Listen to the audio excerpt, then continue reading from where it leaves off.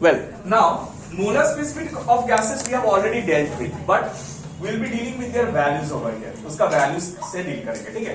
Now, see, just now you have discussed that the energy possessed by the gas can be written as F by 2 into kBT, right?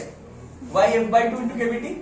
Degree of Half freedom. kBT is for each degree of freedom, and for F degrees of freedom it will be F by 2 kBT, Yes. right? So this is the internal energy of one molecule, right? Internal energy, क्यों internal energy बोल रहे हैं? कैसे internal energy बोल दिया? हम लोग तो काइनेटिक एनर्जी के बारे में, हाँ, क्योंकि इसमें आइडियल गैसेस में पोटेंशियल एनर्जी और वाइब्रेशनल एनर्जी जीरो होता है, तो पूरा एनर्जी क्या है? Kinetic energy. Kinetic energy. ध्यान नहीं दे रही है, हाँ। सो समझ में आ रहा है क्या बोल रहे हैं? सो टोटल एनर्जी जो है वो क्या है? काइनेटिक एनर्जी है। बिल्कुल समझ में आ रहा है क्या बोल रहे हैं? So total internal energy of the molecule is half F by 2 kBT। वो कितना मॉलिक्यूल के लिए है? एक मॉलिक्यूल के लिए। Therefore internal energy per mole of a gas U will be equal to F by 2 into RT. You understand why? kBT था एक मॉलिक्यूल के लिए, तो into एवोगाड्रो नंबर करेंगे, so kB into Avogadro number will be R। ऐसे दिखा देते हैं, kBT into Na, so that is equal to F by 2 RT। अब समझ में आया? Yes, sir. F by 2 RT, right? लेकिन थर्मोडायनेमिक्स में हम लोग पढ़े हैं कि अच्छा यहां पर therefore du इक्वल टू क्या होगा? इसको डिफरेंशिएट करेंगे विथ रेस्पेक्ट टू टेम्परेचर, तो क्या मिलेगा? du dt is equal to क्या मिलेगा बताओ जल्दी? F by 2 और R का degree। F by 2 R because both of them are constant, सिर्फ temperature is the variable, dt by तो इसको dt is डिफरेंशिएट 1। करेंगे तो 1 आएगा। So can I right du is equal to F by 2 R into dt? हाँ या ना? But you know that du from thermodynamics n तो number of molecules 1 ना, तो Cv dt is equal to F by 2 R dt। तो dt cancel होने की यहाँ पे Cv equal to F by 2 R। right? Look at this. First, we found out the expression of internal energy in terms of what? Temperature. Then, what did we do? Differentiating with respect to temperature. Temperature respect to differentiate करले की होगा du dt is equal to F by 2 R। t के differentiate करले 1 है यहाँ पे, तो F by 2 R होगा। তাহলে এই dt টাকে আমরা এদিকে নিয়ে গিয়ে মাল্টিপ্লাই করলে will get du equal to F by 2 R dt। But in thermodynamics we have read that du is n Cv dt, but n is equal to 1 over here, since du equal to n Cv dt and n is equal to 1, তাহলে this will be Cv dt। तो Cv dt equal to F by 2 R dt, तो dt cancel हो रहे, Cv is equal to F by 2 R। Then tell me from Mayer's equation,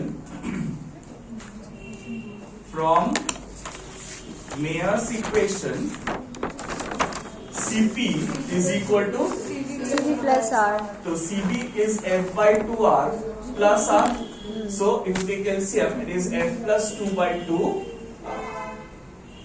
This is the Cp। समझ में आया? तो Cv का value है F by 2 R और Cp का वैल्यू है F plus 2 by 2 into R। अब ratio of specific heats of gases क्या है बताओ? Ratio of specific heats gamma equal to क्या होता है? Cp by Cv। तो ये Cp है और ये Cv है, तो बताओ इसको इससे डिवाइड करेंगे तो क्या मिलेगा? F plus 2 by F। समझना? सो अगर हम लोग को डिग्री ऑफ फ्रीडम पता है तो हम लोग Cp, Cv और गामा तीनों चीज कोई भी गैस मॉलिक्यूल के लिए निकाल सकते हैं. We can find out for any gas molecule. ठीक है. So see, if we know the value of degree of freedom, we can find out Cp, Cv and gamma. ठीक है. So I'll just make up a chart quickly. Cv is equal to F by 2R. Cp is equal to F plus 2 by 2. अपनी chart बना और gamma is equal to Cp by Cv, मतलब F plus 2 by F. ठीक है. F plus 2 by F, right? এটাকে পড়লাম আমরা. So if we know the degree of freedom, value for degree of freedom, I can find out all these values. So if we quickly find out the values for इधर atomicity देते हैं हम. Atomicity,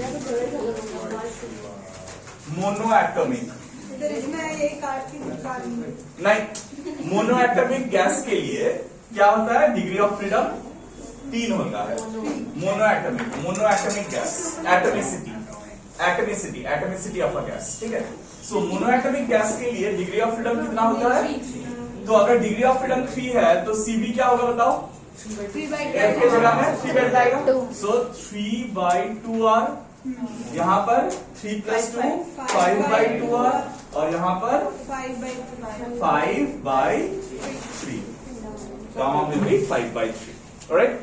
So diatomic gas के लिए क्या होगा? Diatomic के लिए डिग्रीज ऑफ फ्रीडम 5 है. अब ऐसा क्यों है?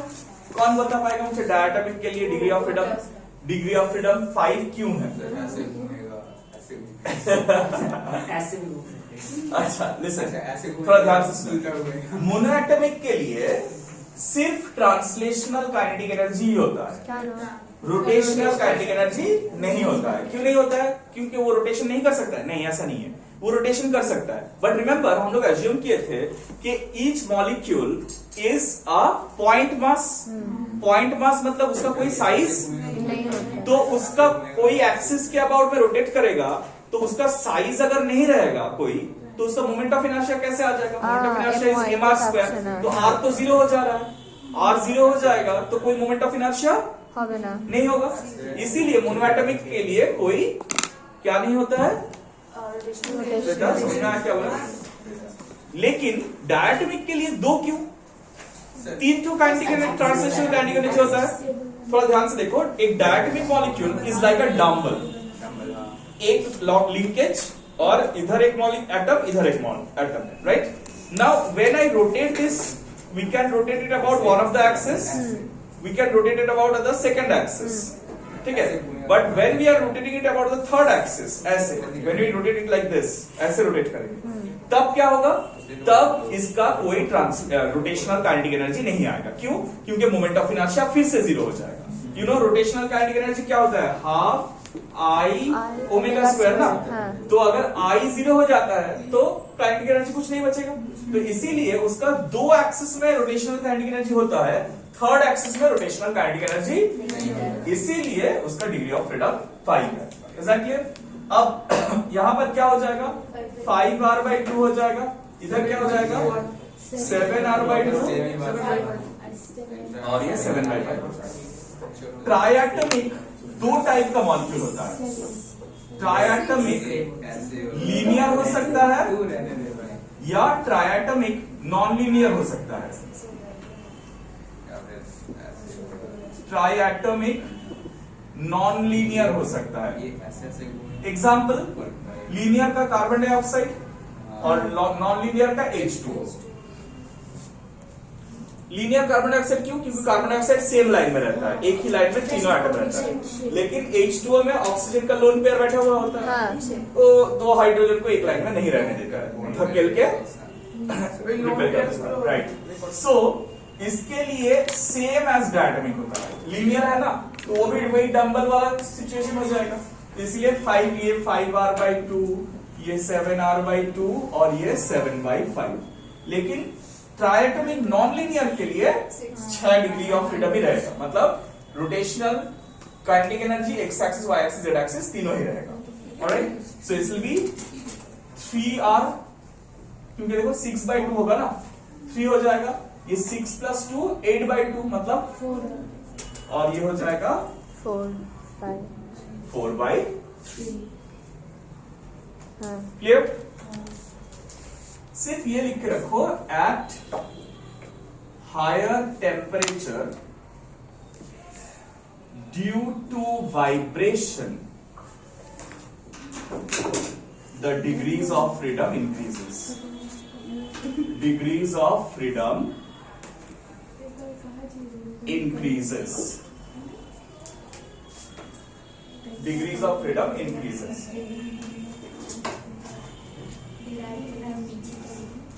Alright? अच्छा, अब देखो एक इंपॉर्टेंट चीज, कभी कभार ना तुमको दिया हुआ होता है कि 2 moles of monoatomic gas is mixed with 3 moles of diatomic gas. Find out the Cp of the gas. ये क्या होता है?